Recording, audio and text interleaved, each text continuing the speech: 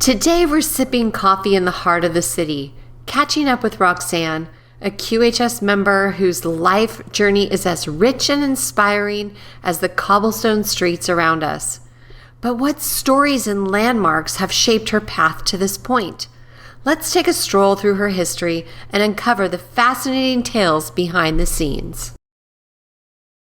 My name is Roxanne. My journey has been less about physical issues and more about the mental and emotional side from some challenging life experiences. Ones that shaped a child's perception of self-worth, leading to less than desirable choices in my youth, and yet positively shaping the person I'm still growing into today. I know there is so much more ahead for me to continue helping all of my family as we grow older, positively influencing the path of my son and grandchildren, but also to make a difference in a larger arena in the years to come. Envisioning a life centered around experiences and activities, no longer waiting for my memory to fade and passing on. And that's why I'm here at QHS. Hi, I'm Roxanne. This is the prequel from my first days. I was born in a small Northern California town in the mid-1950s. My ancestry is Western European with American Indian on the maternal side. My maternal grandparents migrated from Oklahoma to California in the early 1930s during the Dust Bowl. Mom and all of her siblings were born in Sonoma County. She's the oldest of four, and all are still living. My dad was born in Michigan, the second youngest of 8. I don't really know a whole lot about his family, and he passed away in 2012. The families on both sides were impoverished, and as far as I know, up until Gen X, none had ever gone to college. They married, raised their families, worked hard, and just lived life.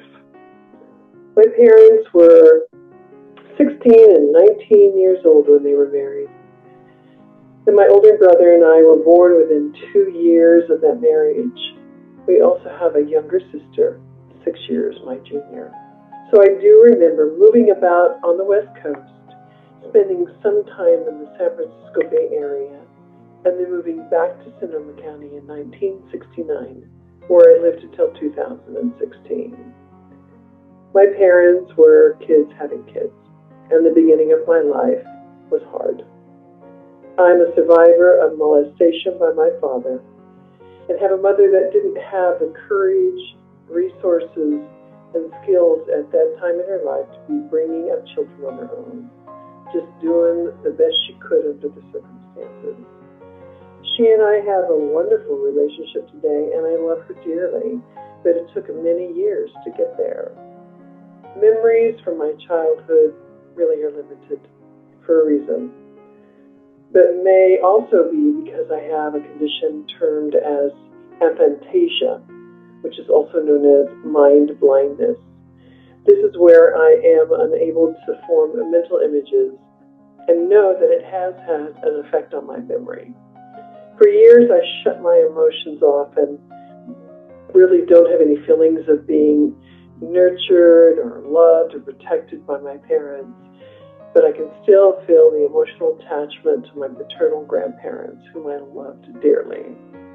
Growing up, my brother and I were each other's support, and I actually was the one that became the defender when we were young. Although we chose separate paths as we became adults, our relationship is now back to what it was when we were kids. Mom tells me I was born a talker, with a mind of my own, smart as a whip, resourceful, and apparently had a sassy mouth that got me in trouble at times. More than once, I remember her telling me that I was just born an old lady. And you know what? When I think about it now, I think of it as a compliment, viewing myself as an old soul, here to experience life and born for such a time as this.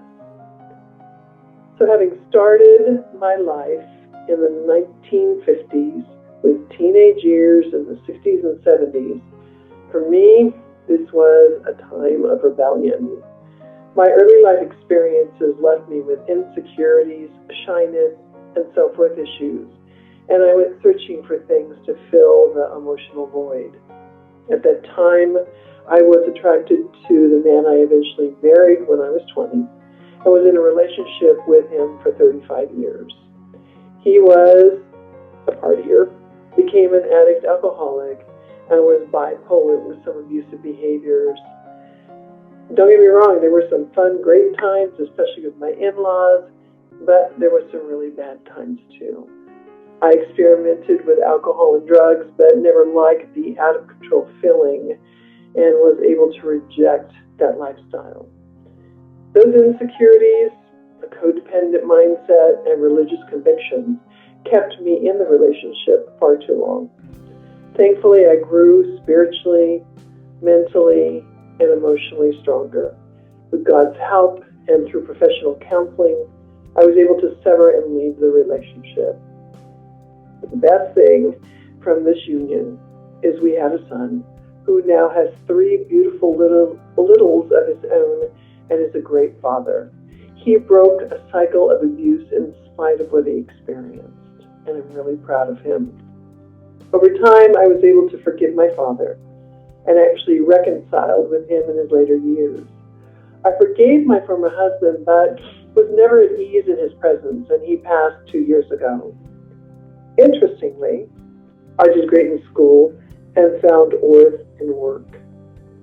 By necessity, I began working full-time at 16 in a department store in their credit department, went on to a finance company, and then in banking, where I had a very successful career of 42 years, moving up the proverbial ladder and retired at 62. I feel blessed as employment opportunities really seem to just come my way through my entire life. In 2009, I met and married my current husband, Michael, who's a gentleman, and he's kind, who loves the Lord and me. Then, 7 years ago, we were blessed with fulfilling a dream of building a home on acreage on a river in Idaho. Today, I believe that these life experiences and the journey made me who I am, and for that, I'm grateful. Would I want to go through them again? Heck no. But I'm grateful. Truly a lesson learned. Now, regarding my health, I've always been relatively healthy with no major problems except for my lower back, which has been a lifelong issue since my early 20s and at times was debilitating. Throughout my life, I have really stayed away from the pharmaceutical and medical systems, choosing many alternative healing modalities instead, and helping others in the process. As I've matured, I started experiencing several minor physical ailments I associate with the aging process, such as high blood pressure and overactive bladder, carpal tunnel, rheumatoid arthritis. But for the most part, these have disappeared along with my back pain, and I think it's because of this wonderful QTWE technology. Physically, I'm currently dealing with my left rotator cuff and an internal tear in my rib cage.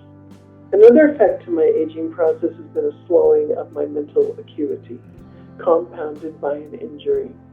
A little over 2 years ago, I fell backwards, hard on a cement driveway, hitting my head and breaking my arm. Since then, things have not been the same, and I've noticed some forgetfulness and having to concentrate, thinking things through instead of just being on automatic.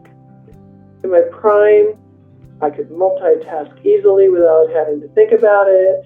I was working a 50-plus hour week job in a very mentally demanding job, responsible for all the daily chores, physically remodeling and updating homes, plus all of the outside activities with church, family, and friends. I'd always enjoyed and thrived doing physical things, so when we moved to Idaho, I was the one who did the majority of work, which included landscaping, and I ran a skid steer, laying irrigation lines, and creating a large vegetable garden. But unfortunately, my motivation and energy have waned as well since the injury. When I listened to Cynthia's interview back in March 2022, it strongly resonated with my spirit. I saw her vision for our future for healing and joined quantum healing systems immediately. Then, because of a passion for creating with foods, I jumped into the Replicator project without a moment's hesitation and look forward to that in the future. I'm amazed at the journey we've been through so far and looking forward to returning to an even better mental acuity with a renewed body. I hope for the clean pineal gland. I believe in the Claire gifts and really moving into the golden age of mankind. Post-QArc, I envision that my world will be significantly changed and enhanced, that I will have the youthfulness to be able to do things I missed out on during my previous life experience, to travel, visit ancient sites, and experience different cultures. Adventure is the word that comes to mind. Also, with the currency revaluation, I plan on helping segments of humanity, becoming more supporting of my community, and especially quantum healing systems. In particular, I have a heart for the elderly and those who are impoverished. God gave me a spirit of hope, generosity, perseverance, loyalty, and hospitality, which will be expressed more abundantly in the future. And this is just the beginning. Our future can be anything we can imagine if we believe. And I do. May the Creator bless quantum healing systems, all those who are part of this awesome organization, and those watching this video. Join us on the Prequel, where every story matters and every voice is heard. Because here at QHS, we're all about healing, learning, and growing together.